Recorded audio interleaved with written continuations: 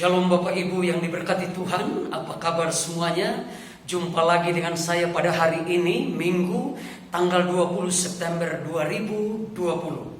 Pasti Bapak Ibu dalam keadaan baik-baik saja oleh karena kebaikan dan kemurahan Tuhan. Sekali lagi kita berada di tengah-tengah situasi kondisi yang kurang menguntungkan, tetapi segala sesuatu, Roma 8:28, Allah turut bekerja dalam segala sesuatu, mendatangkan kebaikan bagi setiap orang yang mengasihi Dia. Yang terpenting sekarang adalah kita harus mengikuti protokol COVID kesehatan. Atau dengan kata lain, aturan-aturan yang dikerjakan oleh pemerintah, kita harus mentaatinya. Ketika kita mentaatinya, Tuhan turun tangan menolong dan memberkati kita. Kita tidak bisa berseru tanpa kita mengikuti aturan-aturan protokoler kesehatan yang disampaikan oleh pemerintah. Itu sebabnya mari saya mengajak saudara terus untuk terus percaya, mengandalkan Tuhan, percaya dan meyakini Dia bahwa Dia pasti menolong saudara selama saudara dan saya mengikuti aturan-aturan yang ada. Mari saja kita membacakan firman Tuhan yang saya ambil di dalam Mazmur. Mazmur pasal yang ke-90 ayat yang ke-12. Mazmur 90 ayat yang ke-12. Ajarlah kami menghitung hari-hari kami sedemikian, hingga kami beroleh hati yang bijaksana. Bapak Ibu Saudara sekalian, kata menghitung berkaitan dengan waktu. Saya berkhotbah renungan saya hari ini adalah waktu yang pendek. Marilah kita mempelajari beberapa hal penting catatan Alkitab. Jangan bodoh menggunakan waktu. Tema renungan saya pada hari ini bagi Bapak Ibu Saudara sekalian, sekalipun saya berkata tadi waktu kita adalah pendek, saya mau berkata pada saudara tema firman Tuhan pada hari ini adalah jangan bodoh menggunakan waktu. Waktu yang saya kelompokkan dan dalam beberapa hal penting Bapak Ibu Saudara sekalian. Kata orang waktu adalah uang. Itu sebabnya saya mengatakan kepada Bapak Ibu Saudara sekalian, kalau waktu adalah uang, berarti uang bisa membeli waktu. Saudara sekalian, hidup tidak lebih lama daripada waktu yang saudara dan saya lalui. Itu sebabnya jangan bodoh menggunakan waktu. Waktu yang pendek ini saudara harus bisa mempergunakan dengan baik dalam situasi yang sangat krusial hari-hari ini. Bagi saya waktu yang pertama adalah waktu adalah hidup. Selama saudara dan saya hidup, marilah kita carilah Tuhan, maka kamu akan hidup. Selama saudara dan saya hidup, lebih baik saudara dan saya cari Tuhan. Kalau saudara dan saya cari Tuhan, hal-hal yang bersifat duniawi, hal-hal yang bersifat materi, Allah akan melengkapi kelengkapan-kelengkapan yang saudara dan saya butuhkan dalam hidup ini. Alkitab berkata, carilah Tuhan maka kamu akan hidup. Kata cari Tuhan juga saudara-saudara berkaitan dengan waktu. Karena satu ketika, satu saat nanti, saudara dan saya tidak bisa lagi mencari sesuatu. Itu sebabnya waktu adalah hidup. Alkitab berkata, carilah dahulu kerajaan Allah serta kebenarannya, maka semua akan ditambahkan kepada saudara dan saya. Jadi saudara dan saya, waktu adalah hidup. Bagaimana saudara mempergunakan waktu? Jangan saudara mempergunakan waktu dalam kebodohanmu dan dalam kebodohanku. Tapi biarlah saudara mempergunakan waktu dengan sebaik-baiknya untuk berada pada jalur firman Allah yang hidup dan berkuasa. Firman bisa merobek jiwa kita, firman bisa memberikan kita kekuatan, firman bisa memberikan kita kemampuan. Haleluya. Firman melahirkan mujizat. Apa yang kita ucapkan akan jadi. Jadi waktu adalah hidup. Saudara harus mempergunakan waktu-waktu yang ada ini sebijaksana mungkin. Anda dan saya tidak boleh teledor, Anda dan saya tidak boleh masa bodoh dalam mempergunakan waktu yang ada. Orang berkata time is money. Waktu adalah uang. Ingat, kita tidak hidup lebih lama dari waktu yang sedang kita lalui. Karena waktu kita pendek. Itu sebabnya jangan bodoh kita dalam menggunakan waktu. Waktu adalah hidup. Hidup betul. Hidup sesuai firman, taat firman, ikut aturan, pasti Anda dan saya tertolong karena anugerah dan kemurahan Tuhan. Banyak orang yang melanggar aturan-aturan Tuhan. Orang berteriak Tuhan tolong, tapi aturan-aturan yang nyata di muka bumi ini tidak mentaatinya. Saya mau berkata orang-orang ini adalah orang-orang bodoh dalam mempergunakan waktu. Alkitab berkata, firman berkata, carilah Tuhan maka kamu akan hidup. Kalau kamu tidak cari Tuhan, kamu mati. Itu sebabnya Alkitab berkata, carilah dahulu kerajaan Allah serta kebenarannya, maka semuanya akan ditambahkan kepadamu. Waktu adalah hidup. Yang kedua, waktu adalah kesempatan. Anda mempergunakan kesempatan dalam waktu-waktu yang ada ini. Jangan saudara dan saya sembrono. Jangan saudara dan saya abu-abu. Jangan saudara dan saya masa bodoh, apatis, statis dalam menggunakan waktu. Anda sedang berpacu dengan waktu yang ada untuk mencari kerajaan sorga, mencari hal-hal yang benar, mencari hal-hal yang berkaitan dengan hal-hal yang sifat kekekalan. Hal-hal yang bersifat materi akan lalu lenyap, akan berakhir dengan segala sesuatu. Gunakanlah waktu saudara dalam kesempatan ini. Jangan mempergunakan waktu saudara dalam kebodohan saudara. Hanya yang saudara pikir adalah uang, materi, kekayaan, hawa nafsu, kedagingan. Anda harus memikirkan kerajaan sorga. Kerajaan sorga artinya sebuah kerajaan yang diperintah langsung oleh Bapa di sorga. Jadi waktu bagi saya yang kedua adalah waktu adalah kesempatan. Karena kesempatan itu tidak akan kembali lagi. Gunakan waktu dalam waktu yang ada ini, mempergunakan dengan sebaiknya untuk mencari kerajaan sorga. Jadi kesempatan-kesempatan yang Tuhan berikan terlalu banyak. Sehingga sekarang stay at home, tinggal di rumah saja. Dalam Anda beribadah, memuji, menyembah Tuhan. Tapi pemerintah memberikan saudara kelonggaran-kelonggaran. Dan dalam kelonggaran-kelonggaran yang ada, Anda harus mematuhi aturan-aturan yang diberlakukan oleh pemerintah. Dan di situ Tuhan pasti tolong saudara dan saya. Anda pakai masker, Anda jaga jarak, Anda cuci tangan dan seterusnya. Apabila Anda mengikuti protokol kesehatan COVID, Anda berseru Tuhan, Tuhan tolong Anda. Apabila Anda tidak mengikuti protokol COVID, Anda berteriak Tuhan, Anda sedang melakukan waktu dalam kebodohanmu dan dalam kebodohanmu. Yang ketiga, waktu adalah catatan. Anda boleh mencatat segala sesuatu yang Tuhan sudah perbuat. Kurang lebih berapa bulan ini terakhir Anda melalui COVID-19, Anda melalui COVID-19.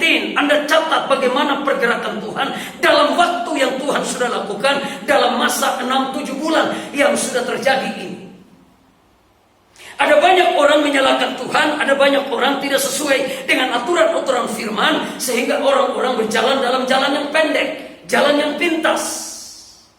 Mereka melewati hal-hal norma-norma, aturan-aturan yang bertabrakan dengan firman. Firman adalah manual, firman adalah buku petunjuk. Firman adalah kompas untuk menuntun jalan hidup saudara, supaya saudara melakukan waktu dalam sebuah catatan. Anda mencatat apa yang Tuhan sudah kerjakan. Anda menulis dengan goresan-goresan tanganmu apa saja yang Tuhan sudah lakukan dalam kehidupan saudara selama saudara mengikuti Tuhan. Hal-hal yang baik, yang benar, Anda catat semuanya. Lalu Anda merenungkannya. Anda memikirkannya tentang pertolongan-pertolongan Tuhan yang ajaib dan luar biasa, bukan? Saya mau menutup semua rangkaian khotbah saya hari ini dalam renungan firman ini, saudaraku. Waktu adalah catatan. Catat segala sesuatu apa yang Tuhan sudah berikan dalam hidup ini. Manusia hebat mencatat 3 hal. Manusia hebat mencatat kelebihan dirinya sendiri. Oh, karena saya hebat, karena saya kaya, saya pintar, saya punya segala sesuatu. Manusia mencatat segala popularitasnya. Yang kedua, manusia pintar mencatat kesalahan orang lain. Karena kamu, sehingga jadi demikian. Orang pandai mencatat semua kesalahan orang lain, tapi orang lupa mencatat tentang dirinya sendiri. Yang ketiga, catatlah apa yang sudah Tuhan buat dalam hidupmu. Renungkan apa yang Tuhan sudah buat dalam hidupmu dalam pandemi COVID-19 yang mengancam semua orang dalam dunia ini. Orang kaya kah, orang pintar kah, orang hebat kah, orang terkenal kah, orang yang berpopularitas kah, orang yang berpangkat, berkedudukan, sampai gembel, tukang miskin sekalipun, pemulung sekalipun, semua orang takut karena COVID. Alasan dia takut, semua orang pakai masker, bukan? Kalau Anda pakai masker, teriak Tuhan, saya berikan jempol Anda. Tapi kalau Anda tidak pakai masker, Anda berteriak Tuhan, saya mau berkata nehi. Nol, zero. Anda tidak mendapatkan apa-apa. Marilah kita mematuhi aturan-aturan yang ada dalam waktu yang ada. Janganlah bodoh menggunakan waktu yang Tuhan berikan. Berapa banyak saudara saya berdoa bagi saudara hari ini yang menghamburkan waktu, yang tidak mempergunakan waktu, tidak duduk di kaki Tuhan, tidak membaca firman, tidak merenungkan, tidak memuji menyembah Tuhan. Anda membuang waktu begitu saja. Anda membuang kesempatan dengan begitu saja. Anda membuang catatan-catatan penting selama Tuhan kerjakan dalam hidupmu. Angkat tangan saudara. Saya mau berdoa bagi saudara. Bapa dalam sorga, lihatlah tangan-tangan yang terangkat pada hari ini. Mereka mengalami pergumulan tantangan dalam hidup ini. Haleluya. Pergumulan keluarga kah, pergumulan suami, istri, anak-anak, pergumulan sakit penyakit kah, darah tinggi, darah rendah, leukemia, migran, asam urat, kanker, tumor paru-paru. Haleluya. Allah tabib di atas segala tabib, Yesus Kristus Tuhan. Kalau kami mengikuti aturan-aturan Tuhan, mujizat pasti terjadi. Dan hari ini terima mujizat di dalam nama Tuhan Yesus Kristus. Di dalam nama Tuhan Yesus Kristus, pulih, sembuh. Tuhan tolong saudara. Dalam Kristus Tuhan, kami menerima pertolongan yang datang dari Tuhan Yesus. Dan sekaligus saudara-saudaraku, saleh-saleh Tuhan, biji matanya Tuhan, terimalah berkat yang besar-besar dari surga. Tuhan memberkati engkau dan melindungi engkau. Tuhan menyinari engkau dengan wajahnya dan memberikan engkau kasih karunia. Tuhan menghadapkan wajahnya kepadamu dan memberikan engkau damai sejahtera yang akan datang kembali ke dalam dunia ini, menjemput, membawa saudara dan saya masuk dalam kerajaan surga kekal selama-lamanya. Haleluya, haleluya, haleluya. Yang percaya katakan bersama-sama dengan saya, amin. Saudara-saudaraku sekalian, setelah kita mendengarkan firman Tuhan, saya menyampaikan beberapa informasi berkaitan dengan Gereja Bethel Indonesia Titian Asri, Blok C2 nomor 9, Kota Bekasi 17143. Gereja Bethel Indonesia Titian Asri beribadah setiap hari Minggu 2 kali. Ibadah pertama dimulai jam 9 pagi sampai dengan jam 10 pagi. Ibadah yang kedua dimulai jam 10 pagi sampai dengan jam 11 pagi. Bapak Ibu bisa memilih jam-jam ibadah yang ada, disesuaikan dengan waktu yang saudara dan saya jalani dalam hidup ini. Gunakan waktu, jangan dengan kebodohan saudara dan kebodohan saya. Gunakan waktu dalam saudara, carilah Tuhan, maka kamu akan hidup. Tentunya dalam ibadah-ibadah ini disertai dengan protokoler COVID yang sedang terjadi hari-hari ini. Pertama, jangan lupa pakai masker. Yang kedua, jangan lupa jaga jarak. Yang ketiga, jangan lupa mencuci tangan pakai sabun dengan air yang mengalir. Yang keempat, jangan lupa mengkonsumsi makanan-makanan yang berkaitan dengan gizi atau vitamin C untuk menambah kekebalan anatomi tubuh saudara. Dan jangan lupa berolahraga secukupnya. Yang kelima, saudara-saudara sekalian, kalau apabila saudara dan saya mengalami gangguan kesehatan, flu, pilek, batuk, Anda mengalami gangguan kesehatanmu, demam, Anda pergi ke dokter, cek ke dokter, lalu kembali ke rumah, di rumah saja. Itu sebabnya saudara-saudara, ibadah Gebita News atau yang dikenal dengan Gereja Bethel Indonesia Titian Asri juga sebelum dan sesudah ibadah akan disemprot disinfektan Gereja Bethel Indonesia Titian Asri. Dan di sana juga ada pengecekan suhu sebelum saudara dan saya masuk ke dalam ibadah untuk memastikan suhu temperatur anatomi tubuh saudara berada dalam kondisi yang selalu sehat. Akhirnya saudara-saudara, ajaklah semua keluarga, famili, kenalan, handai tolan saudara untuk kita cari Tuhan dalam masa yang pendek ini. Gunakan waktu saudara dalam anugerah Tuhan. Jangan menggunakan waktu saudara dalam kebodohanmu dan dalam kebodohanku. Yang terakhir Bapak Ibu Saudara sekalian, apabila Bapak Ibu yang dicintai Tuhan, diberkati Tuhan, yang mempunyai rezeki, mempunyai berkat, kekayaan harta benda yang saudara punya, Bapak Ibu bisa memberikannya kepada Gereja Bethel Indonesia Titian Asri. Bapak Ibu bisa membantu pelayanan pekerjaan Tuhan dengan bisa mentransferkan.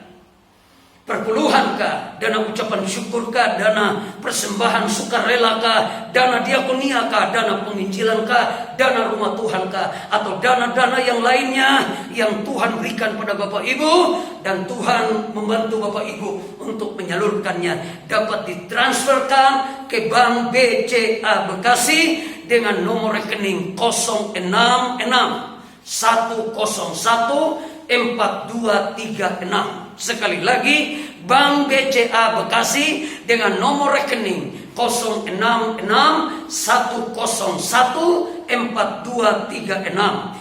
Atas persembahan Bapak Ibu Saudara sekalian, saya berdoa supaya Tuhan memberkati saudara berlimpah, limpah, limpah. Dan sampai jumpa, Tuhan Yesus menolong saudara, dan shalom.